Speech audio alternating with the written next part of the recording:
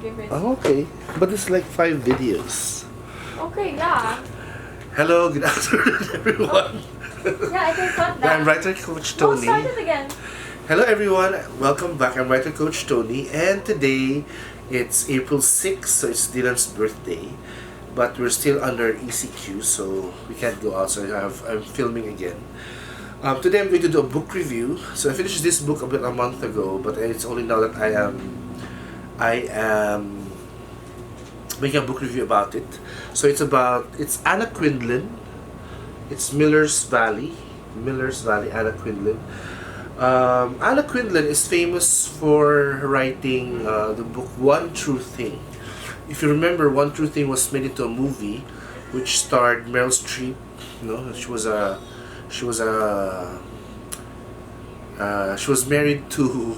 In the movie, she was married to William Hurt, and then she had cancer, and her daughter, who was played by the one who won the Best Actress last year, Renee Zellweger, was her daughter. No? So it's a very beautiful story, but that's in the 90s. No, so now I'm talking about another story. It's again about women, and in Miller's Valley, it's a place somewhere. I didn't catch the state, know where it is, but it's in a low-lying place, and Miller's Valley plays a very big role in the story because you know the places where they flood the lower areas because they have a dam, and then they have to flood that area. That area is Miller's Valley. So this is a story about a family, the Miller family, and this written in from a female point of view because one of the main leads is the mother, Miriam Miller, and Mimi is the daughter, and Mimi is the focus of the story. So the story starts when as she was a small girl, up to the point till she dies. But the main part of the story is from when she was young till she was about the age where she got married, to Donald, her childhood friend. So it's a beautiful story. I love it. It shows me a part of America which I'm not very familiar with. It's very rural America. It's not the rich America you see in the movies. I see in the movies, no. It's a portrait of a family who's barely struggling.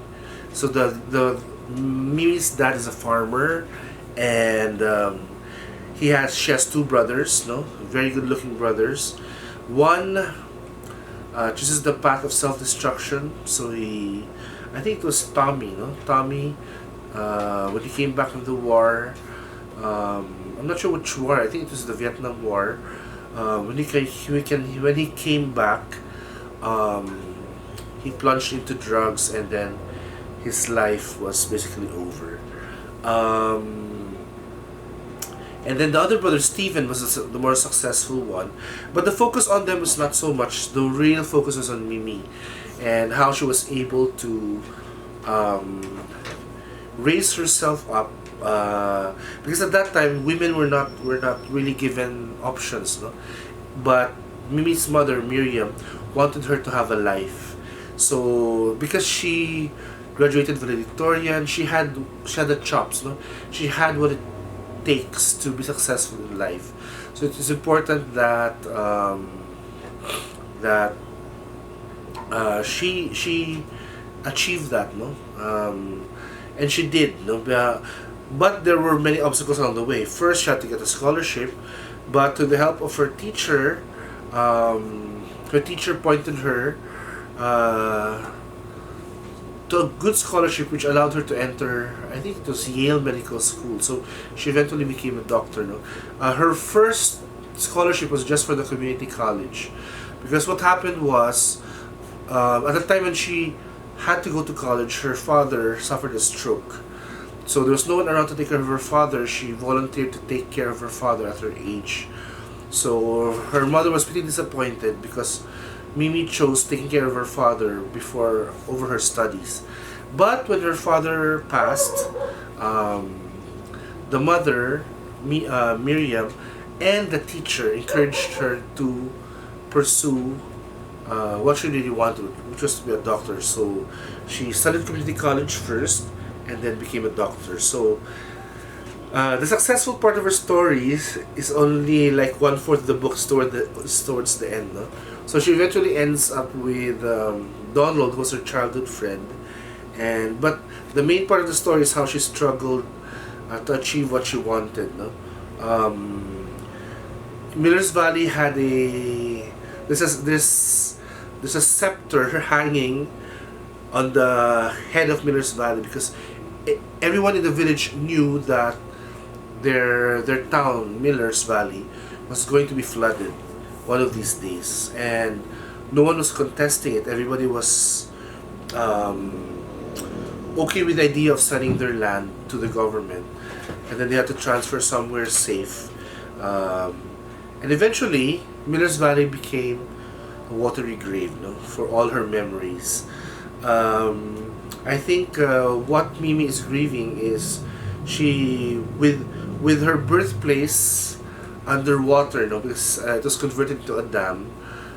She felt that she lost a part of her life, no, because she could not show her kids anymore where she grew up, where her father lived, where their grandfather lived, where their grandmother lived. So eventually, that's a part of her life she's grieving. But well, change is a part of life, and sometimes you have no control over these things, especially when you have to contend with what the government wants to do. No? So, in a way, this is an elegy for the place, the Miller's Valley. As for Mimi, she moves to the city. She ends up having a good life, and it's mainly because of the choices she made with her life. No? Those were not easy choices, but it was something she aspired for, and she was lucky that there were people around her family and her teachers were all supporting her to achieve her goal. So anyway, it's a beautiful story. It's very inspiring. If you want to read it, you can get a copy in the bookstore or online. It's Anna Quindlen's Miller's Valley. So with that, thank you very much for your time watching my book review. I'm reading now another book. It's my first non-fiction book in a long time. I will review it as soon as I finish it.